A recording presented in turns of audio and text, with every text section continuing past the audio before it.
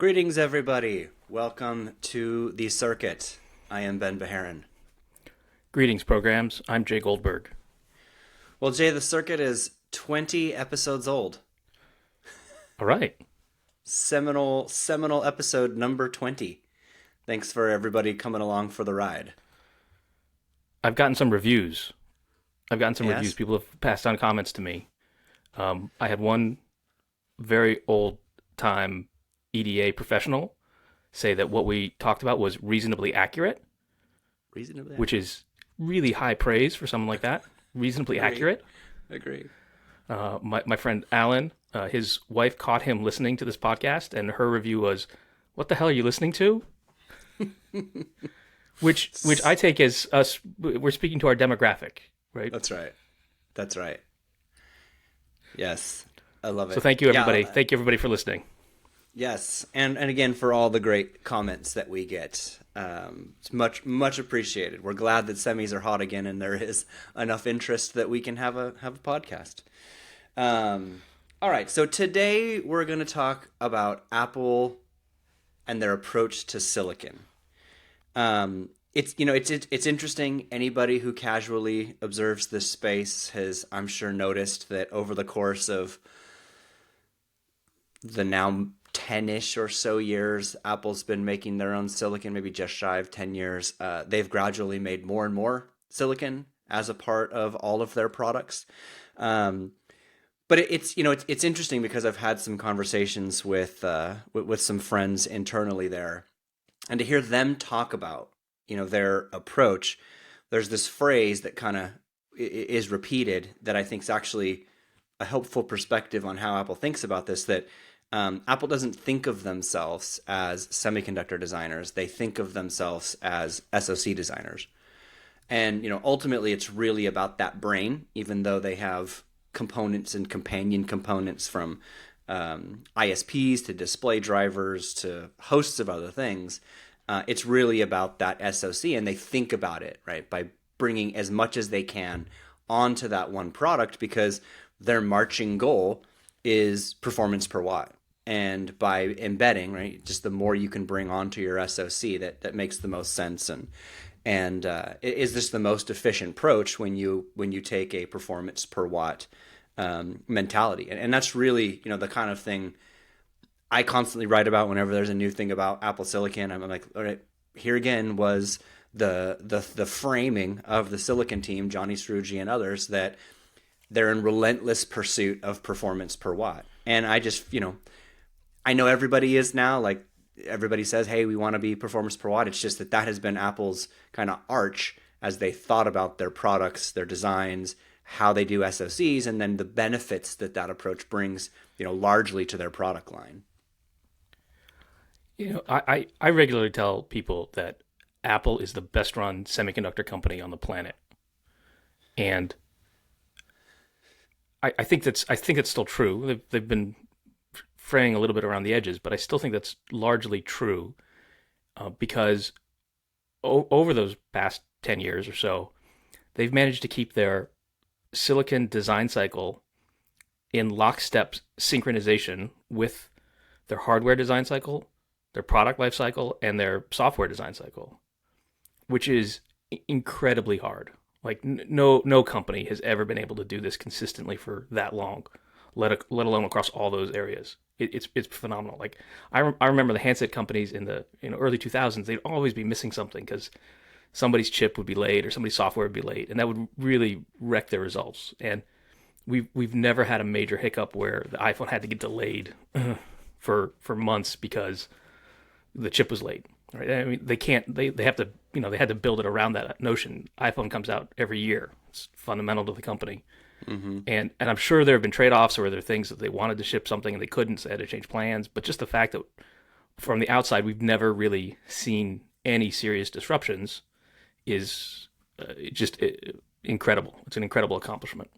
Yeah, no, I totally agree. And if anything, right, people could claim, well, why didn't they, ship the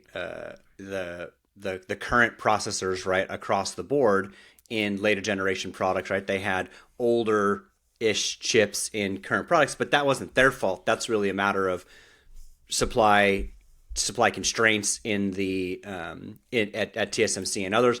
They just couldn't get enough chips, right, to bring those products across the line, and that's probably going to be the case this time, right? The iPhones at the end of this year, the Pros will probably ship with a 3 nanometer TSMC product, and the older models will not, and that's just again by nature of they can't get enough supply from TSMC for their whole lineup.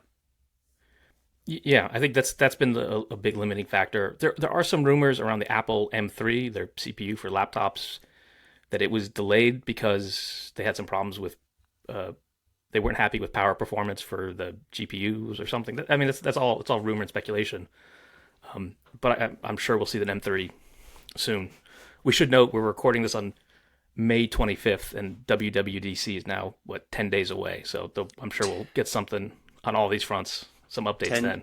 I think there's a big hope from the community that the elusive true Mac Pro kind of comes out. That's the one holdout to the Mac Pro line on this whole, we're gonna shift our entire portfolio from Intel over the course of 2 years. It's going on now 2.5-ish years, and that's the last one. I think there's a lot of hope and optimism that we'll see something like the beast of all beasts from a from a Yeah. an M series chip in this Pro product.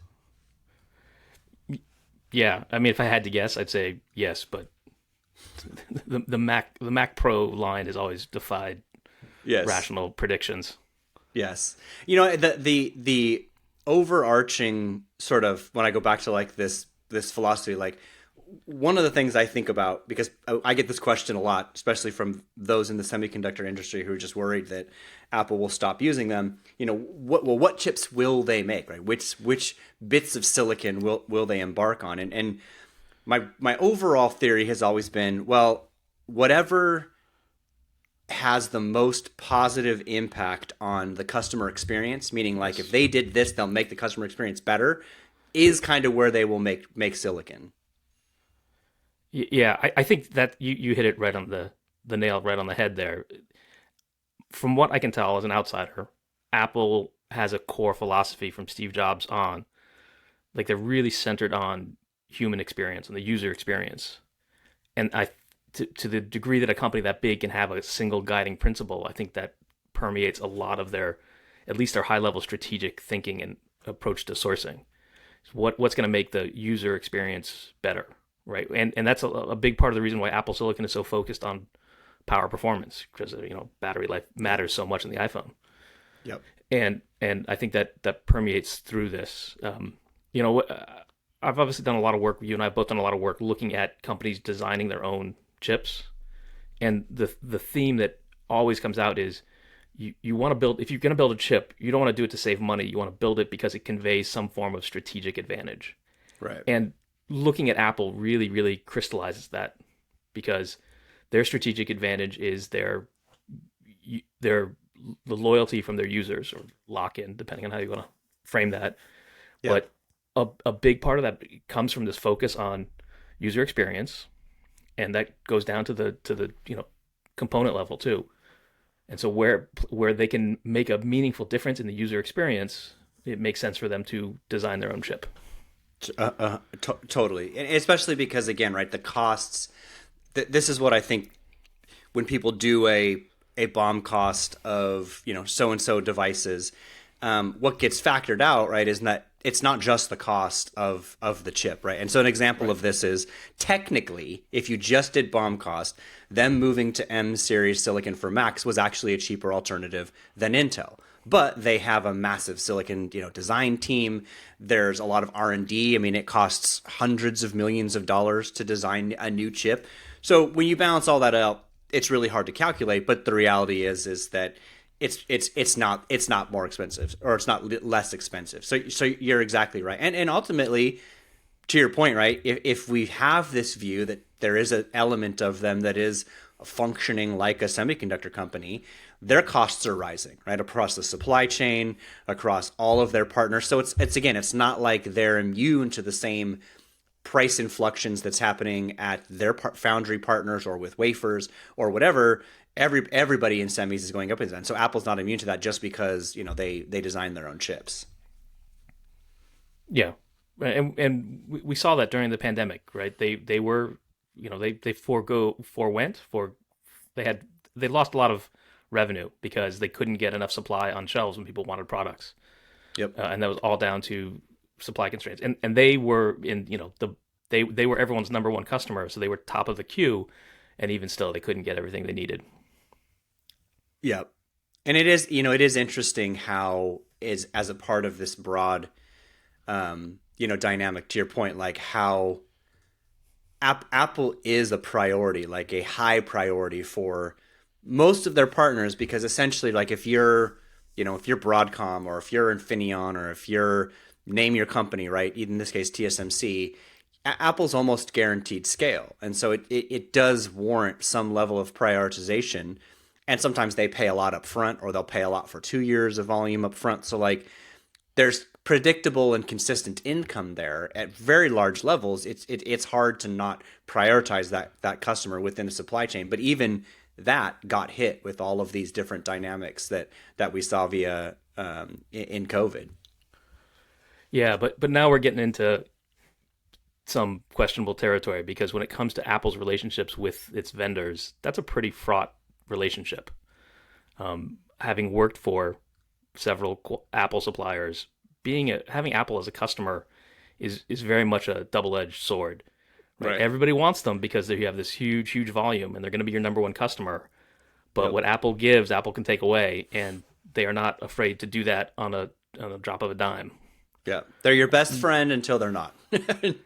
I wouldn't even I wouldn't even I wouldn't even use the F word in that context. I don't think any Apple vendor, Apple supplier thinks of Apple as a friend. Best customer until they're not. Although Until they're not. yeah, Biggest customer. with, however, the exception of TSMC. And I'll say this because I was in a meeting with a number of semiconductor executives the day that the PA Semi deal was announced. And it was fascinating because there was a pretty large consensus amongst these gentlemen that it was only a matter of time then before Apple would buy a foundry or start their own foundry. Right. And I wrestled with that for a long time because to our point, right? Well, what strategic advantages does that give you? And I think the answer just constantly came back to zero. I mean, first of all, how in the world? I mean, unless Apple bought TSMC or somebody who has access to leading edge lithography machines from ASML, like it's not like they're just sitting on shelves, right? Where are you going to get those? And ultimately, they essentially own several floors at TSMC. That's basically theirs that nobody else has. Like this is just allocated capacity. So in a way, it feels very much like a joint venture, especially the priority that TSMC gives them, as well as the ridiculous amount of money that Apple gives to TSMC that's essentially subsidizing the costs of every node. And I feel like that gets underappreciated in this dynamic of how great TSMC is doing. I constantly say this, like, if it wasn't for Apple, I'm just not sure that they would be in the same position today as they are. Yeah, Apple is very interesting in how they approach their customer relationships. Obviously, there's a lot of tension there, but Apple has been for years really good at leveraging its suppliers in ways that its peers just can't, and getting a big R&D boost from their relationship with their vendors. They have, in a lot of cases, they have their vendors do the R&D for them, and I think TSMC is a perfect example of that. And you used to be able to track this. Like Apple's R&D for a long time was several points below industry averages, Right. because they were getting their suppliers to do the R&D for them. Right. You can't see that as much on the numbers today because Apple's doing so many different things. But I still think that philosophy is true. Yes. Right. I've written about this a few times. It just when Apple goes to a vendor, they put them through their paces. Like really, they'll have somebody working on whatever category, whatever segment, who has a PhD, right? A PhD in that area, and then we'll go to the vendor and just wear the vendor down with question after question after question. Right, and it'll start with the CEO, and he'll run out of answers, and it'll go to the VPs, and eventually, the Apple engineer will get down to the frontline engineer who's doing the work, and right, how does this work? How does that work? all back to sort of first principles, and and through that process, they essentially have co-opted the you know, you get down to some very low level fundamental choice, and the guy from Apple is in the room asking you why did you do option A? Option B looks better. Right. You're gonna go with option B just to get him out of the room, Yep. right? And then the Apple engineer will go to your competitor the next day and do the same thing. And then a month later, the purchasing people, the operations people will show up and say, we'll have the same sort of process, torture session to get pricing where they want. Yeah. It's very deliberate. And I know that I've talked to lots of vendors who all say that Apple's the only one who does that, right? For most of the other handset makers, just sort of take what the salespeople give them. Yep. Yep. Right. And, it really has benefited them. Yeah, well, and I think that's the key point. It's interesting how much effort they put into that. Whether it's because again, that work that they put in with their partners gives them a sustained and differentiated advantage, or two, makes things more efficient. Like maybe it just makes assembly more efficient. And I remember there was this rumor that I'm not going to name him, but somebody in a head up of design at Apple went to Foxconn and was like, I think we could make things a bit more efficient, and actually helped with some very specific tooling techniques, in some cases designed them, that Foxconn then used and benefited, and I'm sure that helped other customers, but it made their manufacturing more efficient, and more specifically to do the kind of things that Apple wanted to do, because as I've being told this story, there was we can't do that, and I was like, well, you can, but you got to make this little thing here, and again, they funded the development of that. That's right. Yeah. That's right. There are a lot of examples of that where Apple shares knowledge around the industry, sometimes in a good way and sometimes in a tougher way.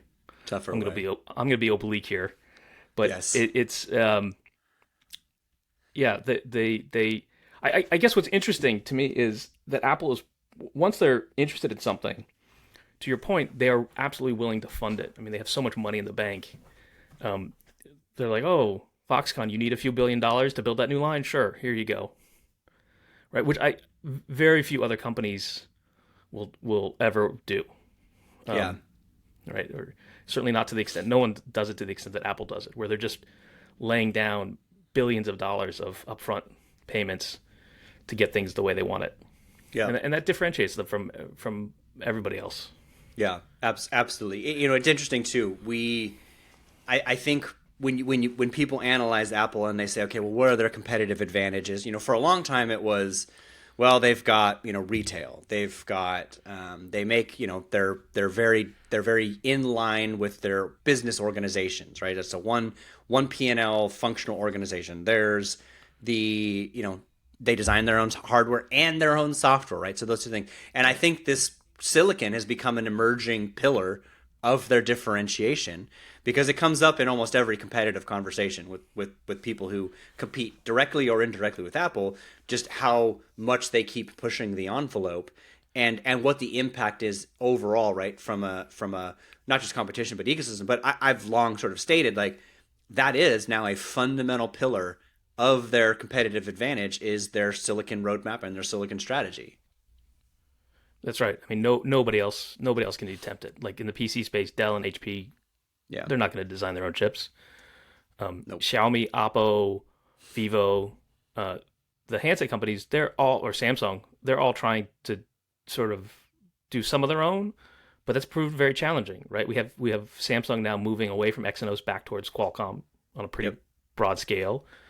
You have Oppo just last week announcing that they were getting out of designing their own silicon. It's not easy to do, and Apple has made it very hard for all those companies. And you see that in all the data, you know, the market share data and the profit share data, and ASPs for their devices are just much higher as a result of all this.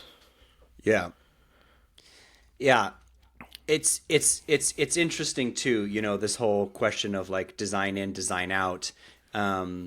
You know, another company that we talk about frequently, right?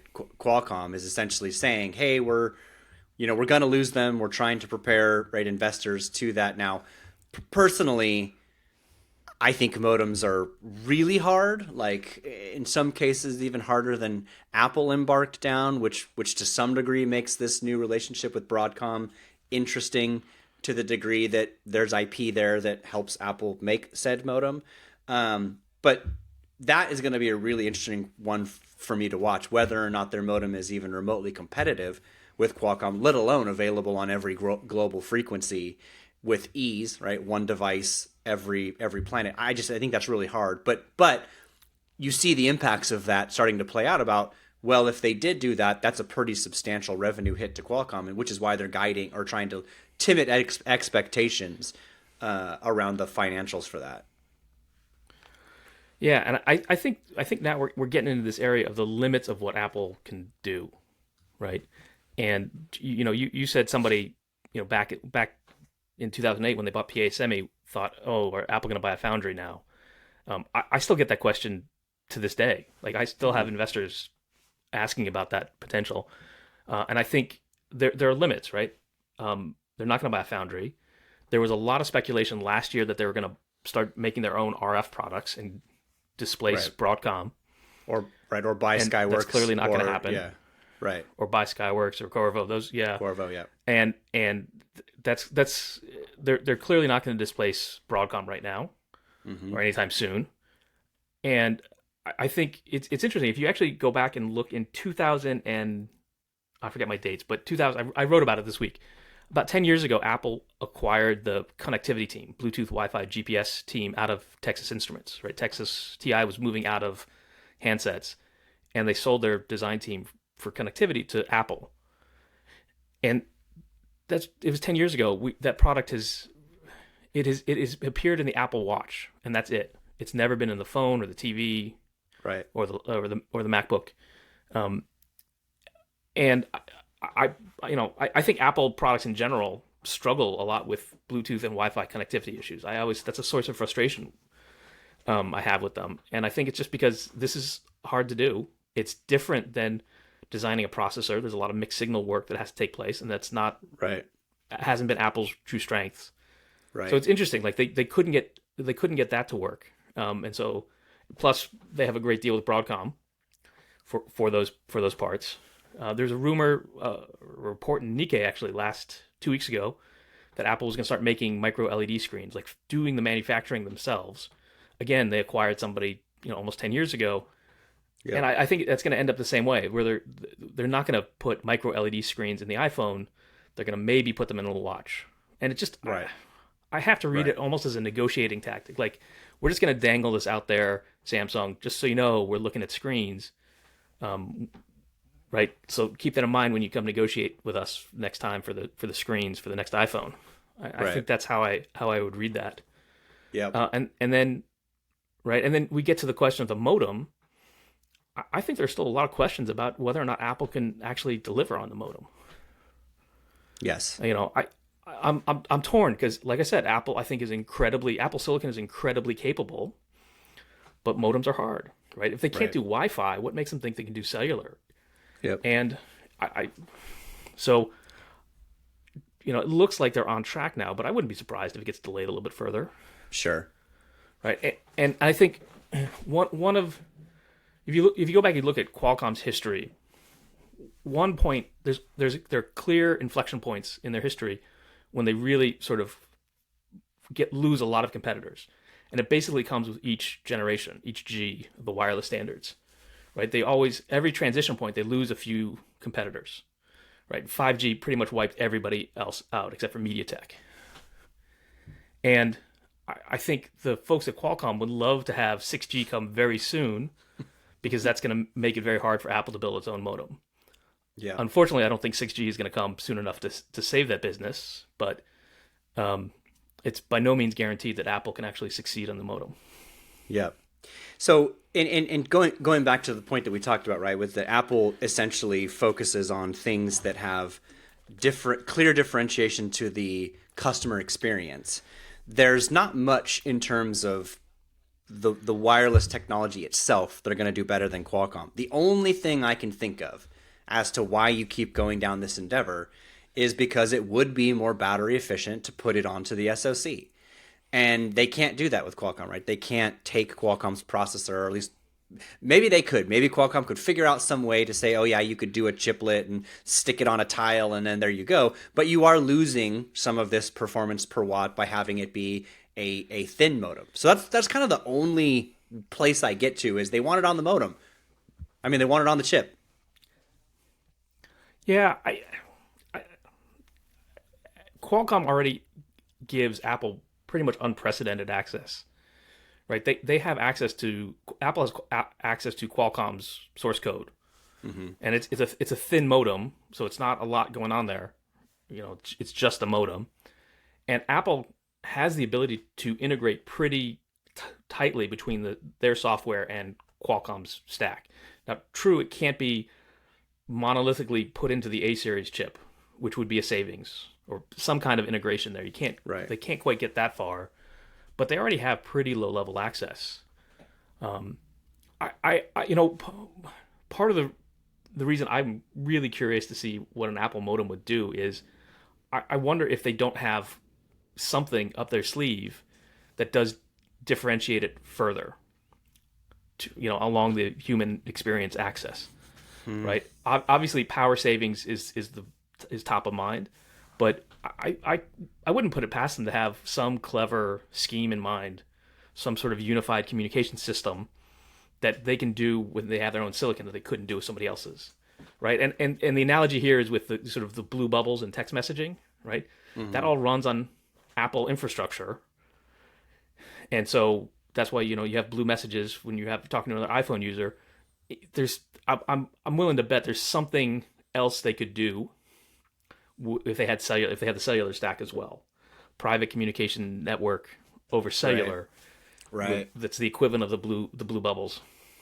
The other thing I've thought of is, well, maybe it's not for the iPhone. Maybe, I mean, I think Qualcomm's making a full assumption that it is, but maybe it's for things like Apple Watch or iPad or Mac or future small things you wear on your face, right? Maybe there's another area where they're trying to solve a problem for that either they don't know if Qualcomm gets to, or Qualcomm's not going to prioritize it the degree that they want it to be prioritized for.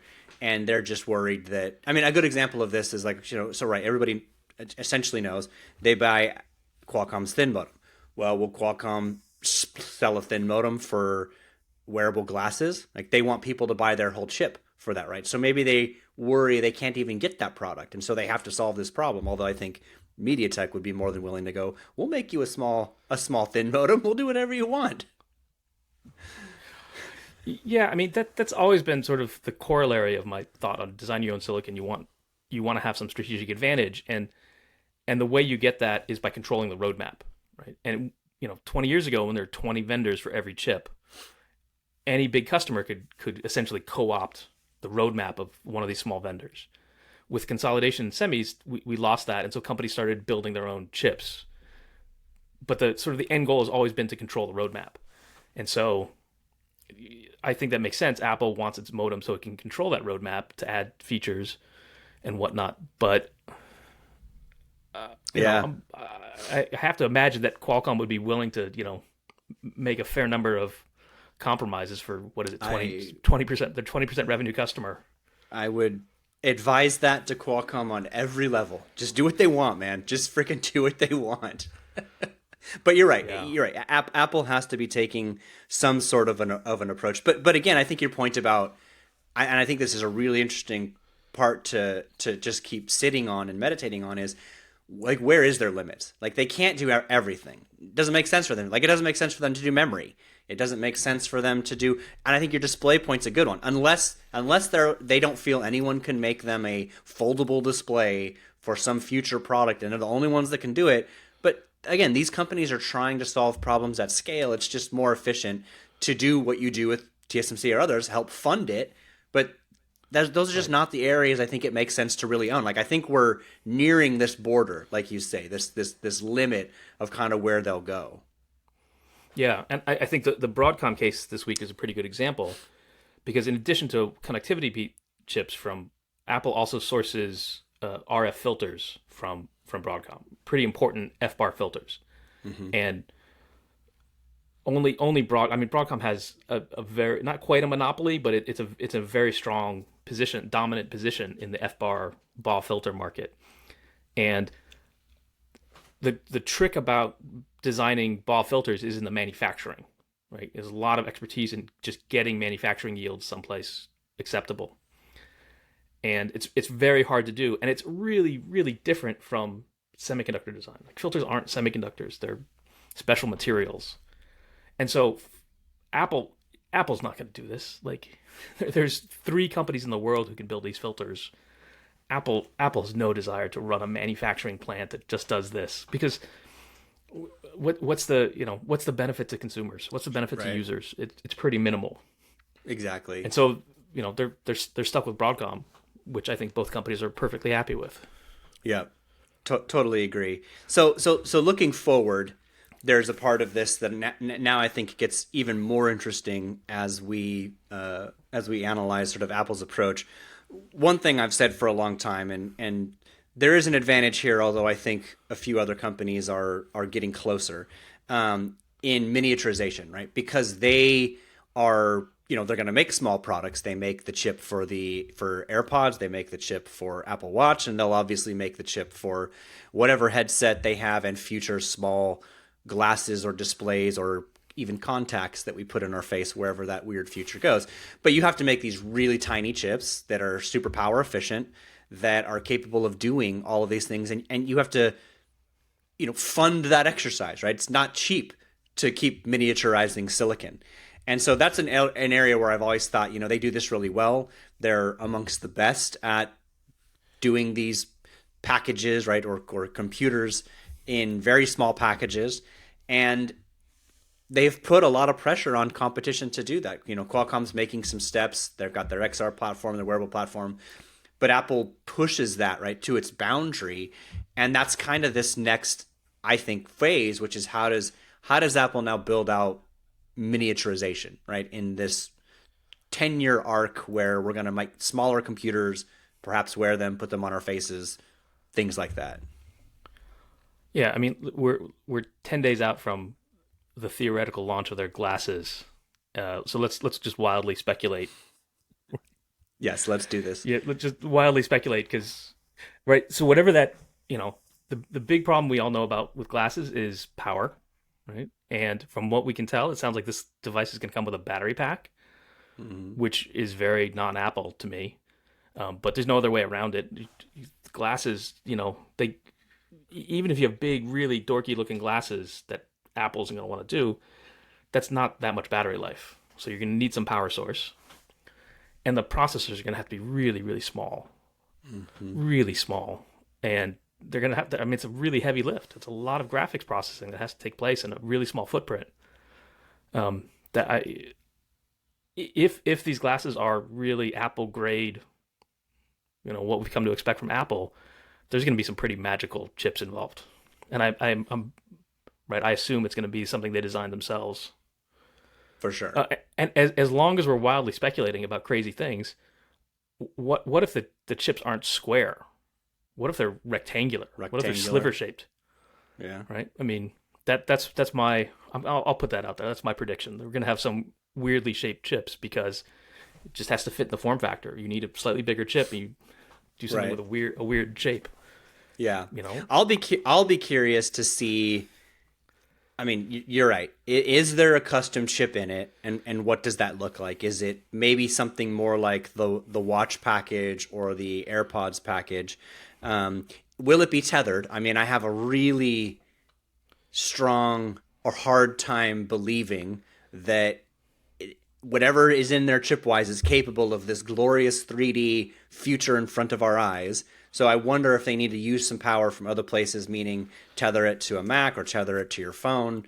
I'll be very curious about that.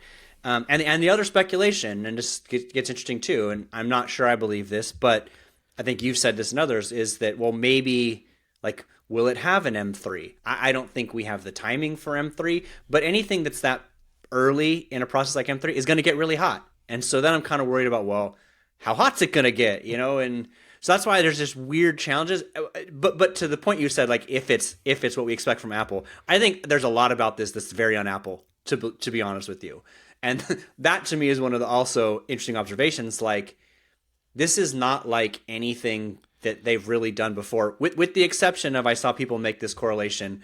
What if it's like the Mac, which was very early and took time to develop, but basically fundamentally started a paradigm shift in computing. But other than that, of the Apple of the last 12-ish, 14 years, maybe 20 years, this is very different and out of character. We'll see, right? Because maybe they're gonna just blow us all away. Yes. Right? I mean, it's again, the rumors are it's a $3,000 device with a $1,600 BOM. That's the part that sort of gets me. Like, that's a big number. Apple. It's interesting. This is the curse of success. Is like everybody's expecting them to change the world again, right? And the company that launched MacBooks and MacBook Airs, and then the iPhone weren't the biggest company in the world. They were small and scrappy and fighting to survive, at least for some of that. Now they're in a very different position, and so it's not life or death for them, but it's still people assume it's going to be magical. What if it's just a really good device and it's not magical? Right? I mean, like iPad. Like, I mean, people will get upset about it. Like, the stock will be off, but it's still like, right. Oh, we've just created another iPad. Well, fine. That's a $10 million business. Like, the iPad alone would be a Fortune 100 company. Oh, okay, I'll take that. Yep. But I'm curious to see if, like, it's Apple, so I'm going to give them a little bit of the benefit of the doubt, and they're going to have some things that do surprise us. Like Sure. The one I'm really focused on is the battery pack. Right? If there's a battery pack, is it actually tethered with a wire, which seems un-Apple like, or do they use the human body as a conduit for power? Because there's a company I met in Barcelona called Ixana. They're based in Indiana, that has a working demo that does exactly that. You have a battery pack and you have a phone, and you can just touch both of them and you power one with the other. It conducts through the human body. That would be pretty cool if Apple could pull that off. Be great for Ixana, because everyone else is going to need to do that too. But right, that's one example. I assume the glasses will have to be tethered to an iPhone. That they won't be cellular in their own right, because that's a big power hit. Right. But they have a Bluetooth connection tethered to the device, to the phone, that provides the internet, which is, again, a benefit of having a coherent, unified communications ecosystem. Yep. Right? And so that's my guess is how that'll work. And I mean, I don't even know if it'll have Wi-Fi, right? Maybe it just has to be tethered to the phone, which is right. People will grumble about, but it's not the end of the world. Right. No, you're absolutely right. And I think, it's designed to be a developer showcase / developer product, right? Not the kind of thing that many millions of people will have day one, even though I hope we somehow get one, and then we can do this like virtually, right? So I have one on and you have one on, and we're in the FaceTime world to recording a podcast, but it's not always nice to be an early adopter. But yeah, this is a long time horizon, but you're right. I think it's important to at least get the vision out there, start to get developers thinking about it, start to build momentum, and then more importantly, it gives us something to talk about other than artificial intelligence. That's right. That's right. I don't even care what they launch. Yeah, just let us talk about something else. Yeah, something else. Amen, brother. All right. Well, thanks everybody for listening. We'll wrap on this one, and I misjudged my tease from last week. Our guest is in a couple of weeks, so save the date for that one. But we'll announce that when we have it. But I'm looking forward to in 2 weeks having our guest. So until then, thanks for listening, and we'll talk to you later. Thank you, everybody. Thanks for listening.